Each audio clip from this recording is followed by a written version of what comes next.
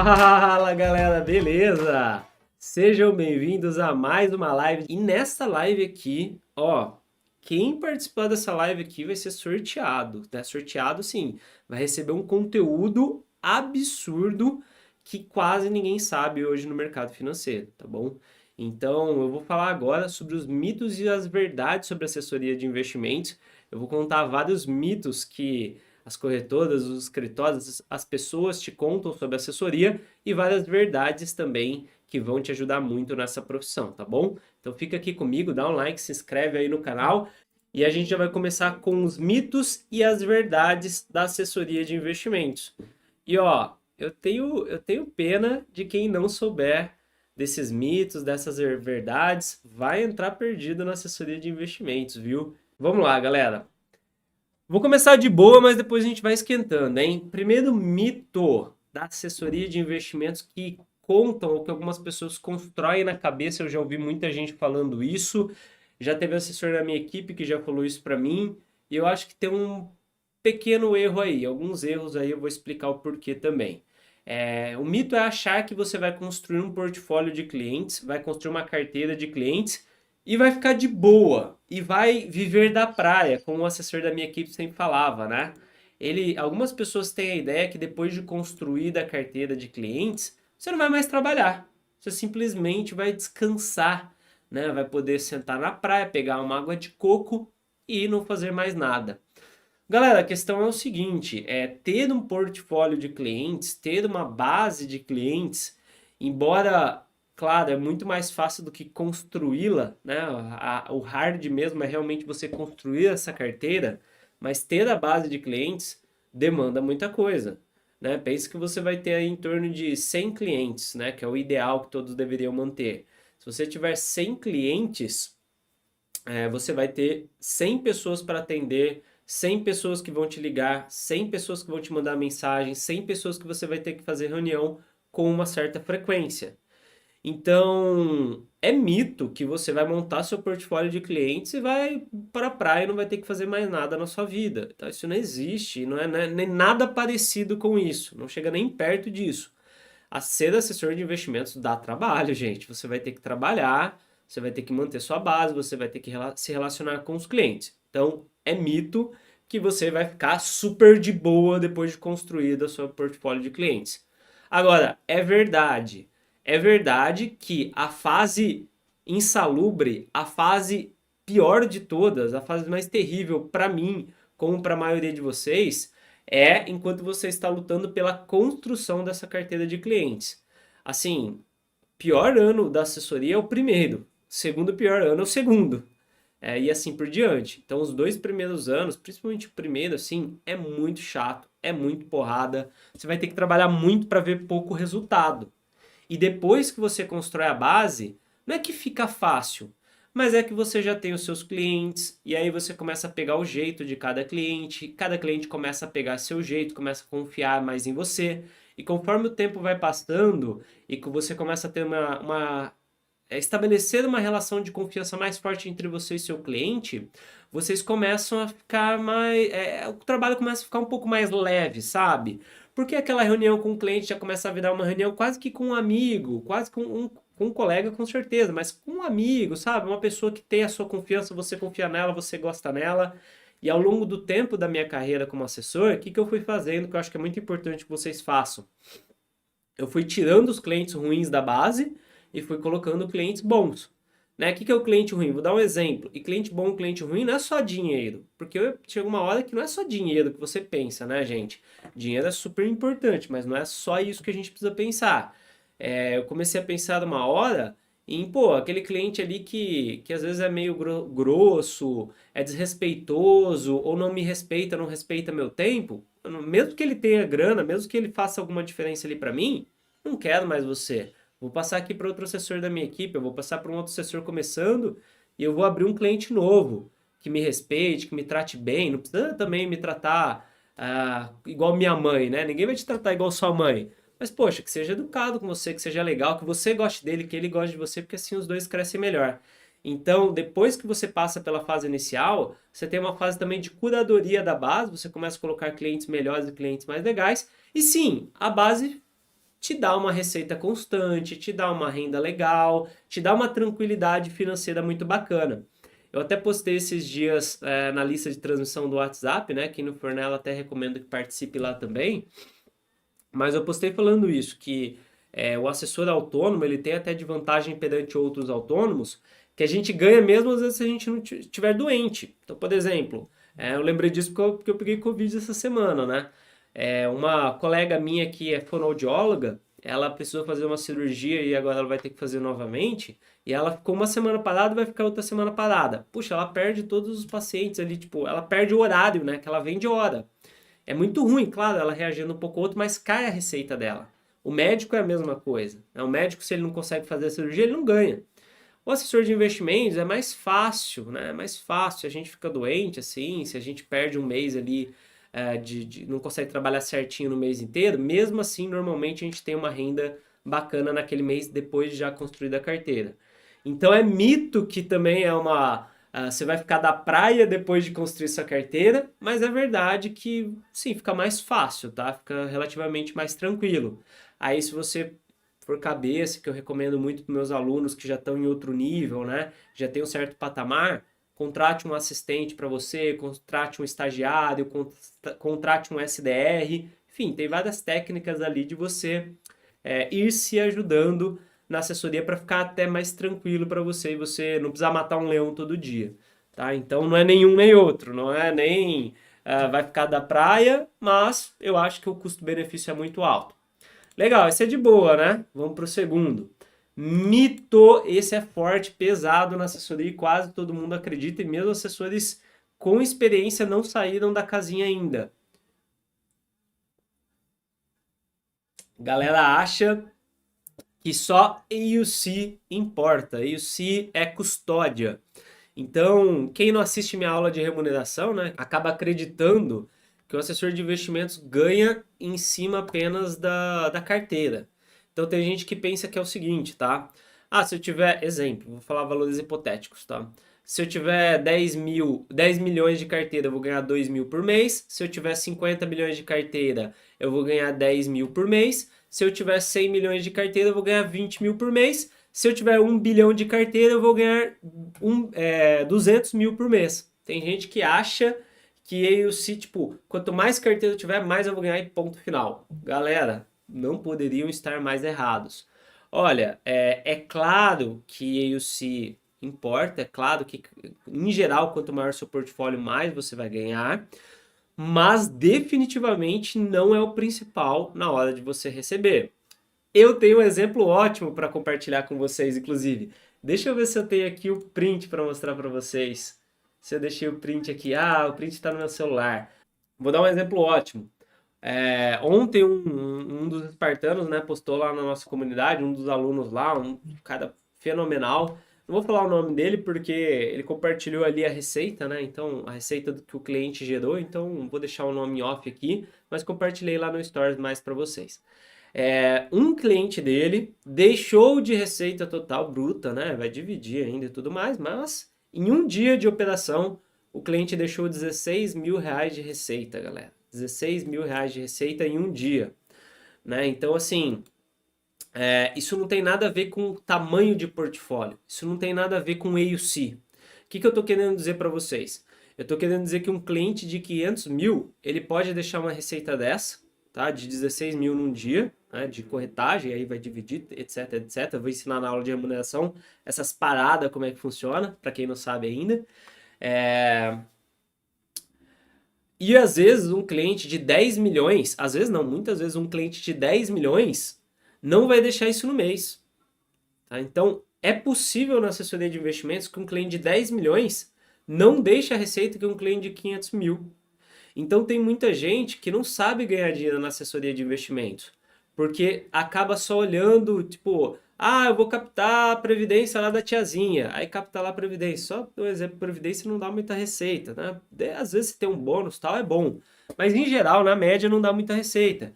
Aí a pessoa só capta lá um monte de previdência, renda fixa, Tesouro Selic, um monte de coisa que não dá receita. E fica esperando ganhar dinheiro. Não dá.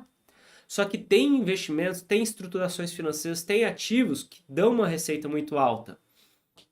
E é muito engraçado, é muito bom esse momento que eu já estava, né, nas minhas linhas ali para trazer aqui para vocês dos mitos, porque duas pessoas foram me encher o saco lá nos comentários hoje do Instagram, e eu percebi que elas não entenderam o que eu falei. Elas não entenderam o tipo de estruturação financeira que pode deixar uma alta receita para você. Por exemplo, eu contei um caso lá no meu Instagram de um assessor, isso daí foi um dado não, uma informação que a corretora soltou, que um assessor de investimentos dela recebeu uma comissão de 1 milhão, porque ele ajudou um cliente a estruturar um follow-on para a empresa dele. E aí, veja bem, qual que é a custódia desse assessor? Não importa. Esse assessor pode ter custódia de 20 milhões. Ele deve ter uma custódia boa, mas assim, ele não precisa ter 1 bilhão de custódia. Ele pode ter 100 milhões de custódia, né? Uma custódia ok, que ele recebeu 1 milhão de comissão. Então, eu quero tirar o mito da cabeça de vocês, galera, e nas próximas lives vocês vão entender melhor sobre isso, de que custódia quer dizer receita. Não quer dizer receita, galera. Tem assessores com custódias gigantescas na assessoria de investimentos que não fazem receita, e tem assessores com custódias baixas fazendo muita receita. E aí, ninguém tá certo ou ninguém tá errado, tá? Cada um pode seguir o caminho que quiser. Mas no final do dia a gente vai pagar nossos boletos com receita e não com AUC, né? Então é um grande mito da assessoria de investimentos focar na custódia excessivamente, tá? É um dos parâmetros, mas não pode ser o único. Tá? E uma grande verdade, bom, a verdade eu já trago aqui, eu escrevi aqui, né, para mim, receita que importa, não viagem, né? Então assim, receita que importa, não viagem, galera. Vocês precisam saber fazer receita. E quando eu falo fazer receita, tem gente que pensa que fazer receita necessariamente é fazer mal para o cliente. Não. Fazer receita, principalmente quem faz receita ajudando o cliente, faz receita com ativos bons para o cliente. Por exemplo, esse assessor daí do meu exemplo lá do Instagram, que fez 1 milhão de receita. Cara, ele fez um follow-on para o cliente. Tipo, para o cliente foi muito bom. Para o cliente devia ser já multimilionário e ficou 10 vezes mais multimilionário ainda. Né? Então, é muito positivo para o cliente esse tipo de operação e para o assessor é muito, muito positivo também. Aí, claro, esse tipo, né, follow-on, galera, é uma operação muito complexa, muito grande, que você precisa ter muita experiência de mercado, não vai sair fazendo nem a pau, não vai sair fazendo nem a pau, é muito difícil fazer um tipo, mesmo sabendo é difícil de fazer. Eu, por exemplo, nunca fiz e nunca cheguei perto de fazer uma operação como essa, mas eu já fiz estruturações financeiras grandes que deram receita bem alta, tá? Não chegou nem perto de 1 milhão, mas deu uma receita bem alta. E é bom saber que tem esse tipo de possibilidade, pelo menos na assessoria de investimentos. Cara, que seja bem menos que isso, né? Já vai ajudar a vida de muitas pessoas. Então, assim, parem de ficar loucos com esse negócio de AUC e foquem em operações, receitas, estruturações financeiras. Tem outros jeitos de ganhar dinheiro na assessoria, crédito, consórcio, seguro, câmbio, tudo isso não dá AUC, mas enche o bolso de uma maneira muito forte, tá? Então, vamos saber ganhar dinheiro. Eu vou falar mais sobre isso na semana que vem, mas é um mito e uma verdade aí da assessoria de investimentos. Terceiro, esse daqui, os donos de escritórios fechem o ouvido aqui que eles vão ficar loucos que eu vou contar isso aqui para vocês, mas é verdade, vocês precisam ouvir. E para eles eu acho que é bom também para vocês entenderem isso logo de cara. Anota aí, hein? Essa aí vai chocar muita gente. Terceiro mito, isso é mito, que você realmente e necessariamente vai ser sócio do escritório de investimento. Galera, vamos lá, Bruno, pelo amor de Deus, você falou para mim que eu vou ser sócio do escritório de investimentos. Agora você está falando para mim que eu não vou ser sócio do escritório de investimentos. Eu estou ficando louco. O que você quer dizer com isso? Vamos lá, galera. Como é que funciona para vocês entenderem certinho o nosso mercado? Nosso mercado é muito diferente de tudo que existe. Então ele dá nó na cabeça mesmo, é normal, tá bom? Vamos lá. Nosso mercado, galera, você obrigatório não mais, mas em geral, você entra no escritório de investimentos como sócio. Você entra no contrato social. Contrato social é um acordo ali, um contrato, né? Um acordo não necessariamente, um contrato que você assina e você perante a lei, sei lá, perante o que, você é sócio do escritório. Então você tem lá algum percentual. Mas como é que a gente começa nesse escritório? Normalmente a gente começa com 0,00001%. A questão é o seguinte: eu me tornei um sócio um pouco mais relevante dentro do meu escritório. Eu não fui um majoritário, tá? O majoritário tinham dois só que eu me tornei um sócio mais relevante. Por que também? Porque eu tive um resultado bacana, sim, e porque eu entrei cedo em um escritório que estava, não no começo, mas pequeno ainda. Então eu fui o quinto assessor mais velho ali do meu escritório, quinto assessor do meu escritório, porque aí depois eu saí e tal, fiquei o quinto. Então eu consegui me tornar relativamente rápido, acho que foram 3 anos, eu já era um sócio até que relevante dentro do escritório. Mas não adianta você achar que você vai ser um sócio relevante dentro de um escritório grande. Então, eu entrei em um escritório pequeno que para mim é uma das melhores, é uma coisa que vale muito a pena. Só que, galera, não adianta você achar que você vai entrar em um escritório de 100 assessores, de 200 assessores, de 500 assessores, de 1.000 assessores e que você vai ser da noite para o dia um sócio, que você vai ser em 2, 3 anos um sócio relevante, né? Não sócio. Então, assim, quanto maior o escritório, em geral, mais difícil você se tornar um sócio relevante por motivos óbvios. Tem muita gente na sua frente, tem muita gente começando antes de você. Então, assim, dá para se tornar um sócio relevante? Claro que dá, mas vai ser bem mais difícil. Agora, se você estiver começando em um escritório menor, como eu fiz, é bem mais fácil você se tornar um sócio relevante. Estou falando que é ruim entrar em um escritório grande? Não. Estou falando que é bom necessariamente entrar em um escritório pequeno? Definitivamente não. Eu vou dar aula de como escolher escritório e lá a gente vai falar sobre isso. Mas não adianta, é mito que te contam que você vai entrar e vai ser sócio, vai chegar lá como sócio, principalmente se é escritório grande, não vai ser assim que funciona. No escritório grande, é mais fácil você ficar parecido com um CLT do que você ficar parecido como um real sócio. Essa é a realidade, tá? A verdade é essa. Em escritórios grandes, você vai parecer mais um CLT do que um sócio propriamente dito. Por quê, gente? Ah, é maldade dos escritórios? De forma alguma, não é maldade dos caras. É que, pessoal, imagina você gerir 500 assessores. Gerir uma empresa com 500 profissionais trabalhando ali dentro. Tem que ter mais regra, tem que ter mais hierarquia, tem que ter mais parâmetro. Não dá para cada um fazer o que quiser do jeito que quiser. Concorda? Eu concordo, tem que ser. Se eu fosse dono de um escritório de 200 assessores, pô, ia ser padrãozão CLT. Horário para entrar, horário para sair, avisa quando for tirar festa, tem que cobrar, porque senão, imagina, você está passando no escritório assim, você vira, quem é você? O cara fala, eu sou o João. Pô, mas eu nunca te vi aqui. Ah, eu nunca venho. Não dá, né, gente? Na prática não dá quando o escritório fica muito grande. Em 5, 10, 15, 20, até 50 pessoas, dá para fazer com mais tranquilidade. Se passou muito disso, 100, 200, 300, 500, 600, 1.000 assessores, é mais difícil. Eu vou dar uma colher de chá ainda.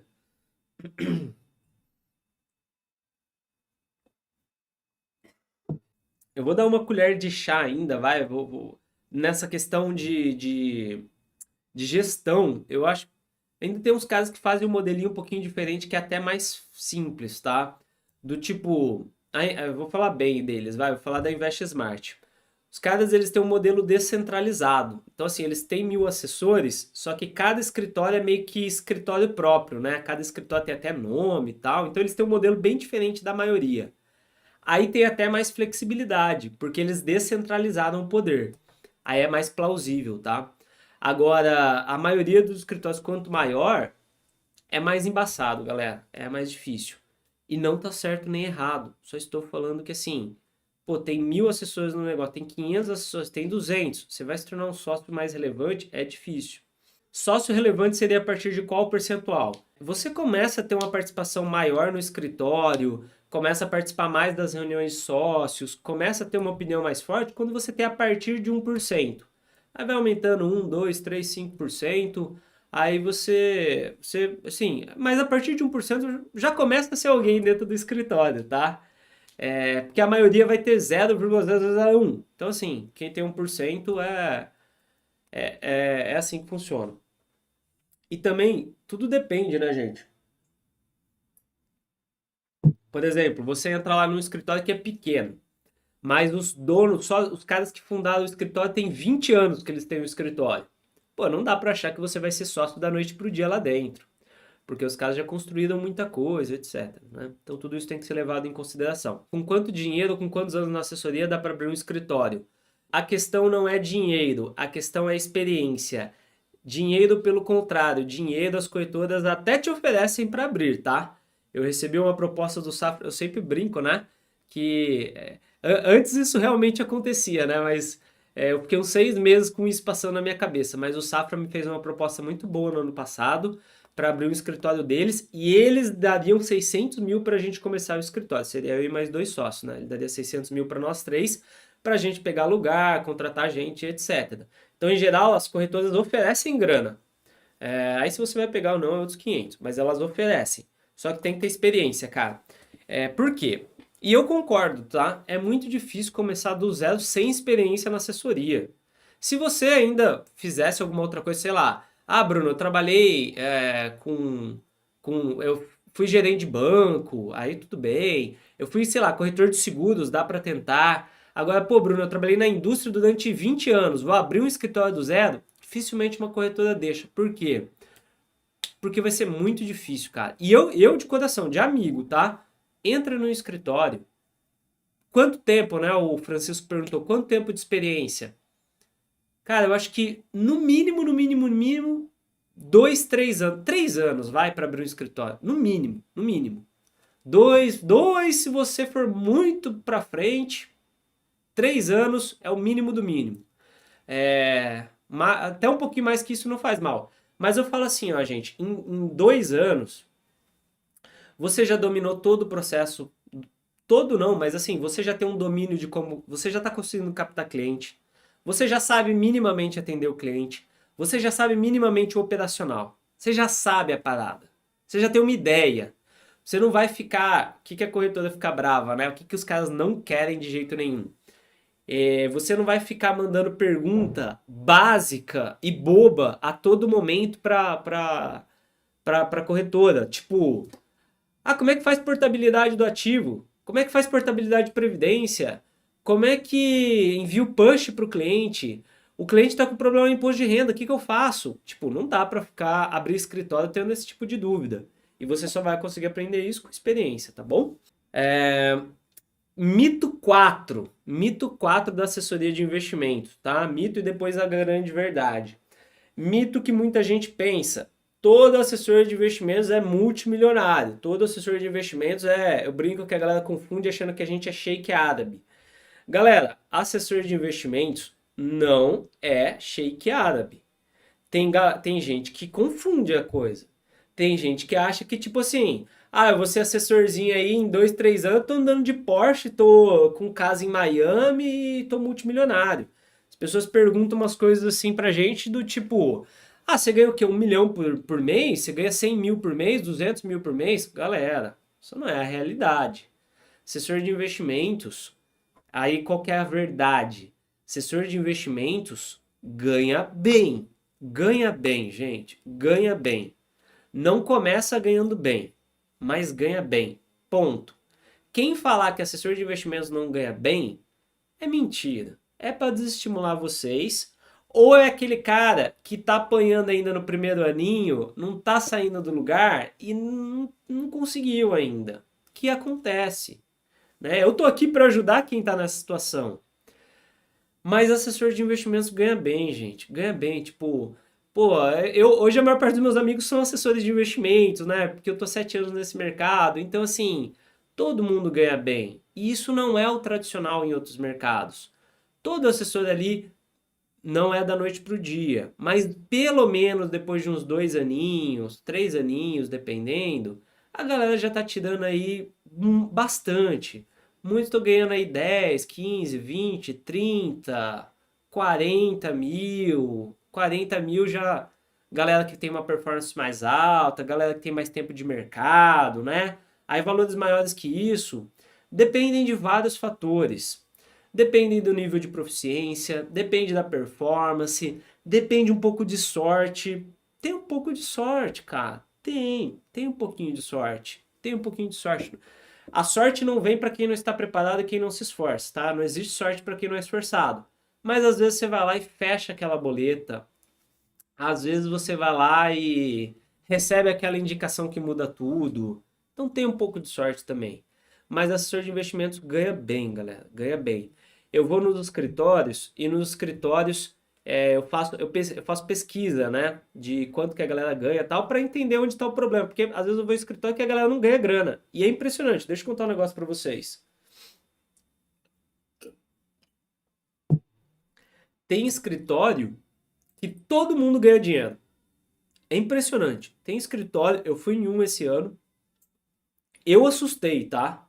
Eu assustei. Eu conheço muito assessor que ganha muito.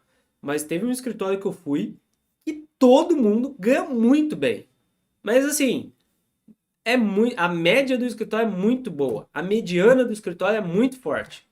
Tipo, é difícil ter um escritório assim que uma porrada de gente ganha acima de 20 pau no mês. Esse escritório todo mundo ganha muito bem. Impressionante. Só que também eu vou em alguns escritórios que é engraçado, mas tem escritório que a galera pena um pouco para ganhar. Por quê? Aí eu não vou entrar tão a fundo. Ah, vou entrar um pouco a fundo nisso sim, vai. Tô de boa. Hoje é sábado, né, galera? Não tenho outros compromissos, vou entrar. É que depende de uma série de fatores. Mas hoje tem muito assessor que ele não é hunter, ele é farmer. O que é o farmer? É o cara que meio que só atende a base. Então a carteira não é do assessor, a carteira é do escritório. E aí, essa carteira ela não é tão lucrativa, por isso que o escritório passou pro cara, ou o repasse dele é muito baixo. Hoje tem muito assessor de investimentos com repasse baixo, tá? Eu vejo, eu fico horrorizado, eu falo, putz, os repasse médio dos caras aí, principalmente escritório grande, os caras recebem repasse médio de 20, 30%. Difícil. Meu repasse dá mais ou menos 50%, gente. Então, assim, eu vejo uma pessoa que ganha 20 de repasse na média, ou 30, putz, vai ser difícil fazer o que eu fazia de receita. Por quê? Porque já tá perdendo ali, ó, no repasse, né? Assim, vai ter que produzir muito mais. Aí depende, claro, pô, o escritório te dá uma ajuda que justifique esse repasse baixo? Se der, tudo bem, mas muitas vezes também não dá. Ou é uma ajuda que não compensa ganhar metade do repasse normal. Então, por esses motivos e muitos outros, né? Tem escritórios que a galera ganha muito, tem escritórios que a galera ganha pouquíssimo não, mas ganha pouco. Tem escritório que tem, assim, eu não curto muito isso, né? Mas que meio que joga todo mundo pra dentro, joga e não tá nem aí pra ninguém. Cada um que se vire e tô nem aí se o cara der certo ou não. Aí a galera não ganha mesmo. Então depende muito, tá, gente? Mas assim, é mito que a gente é Sheik árabe. A gente não é Sheik árabe, ninguém vai andar de helicóptero aqui da noite pro dia. Quem que anda de helicóptero? Os donos de escritórios em geral, tá? Se eles quiserem, né? Os donos de escritórios, essa galera que tá aí no mercado há 15, 20 anos, esses caras estão multimilionários. Vou passar alguns parâmetros para vocês. Essa galera aí que abriu o escritório há 10 anos atrás, há 15 anos atrás, alguns que eu conheço, eles têm patrimônio aí de 10 a 50 milhões de reais.